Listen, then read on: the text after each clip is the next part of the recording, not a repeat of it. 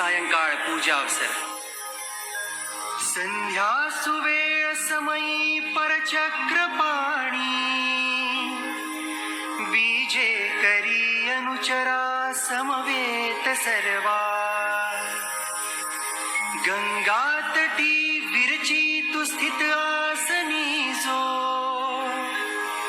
भिक्षा सुपाक विविधा स्वीकरी परात्मा ते सत्प्रसादिक परमेश्वर दृष्टपूत है भिक्षान्न भोजन कीजे पर सन्निधानी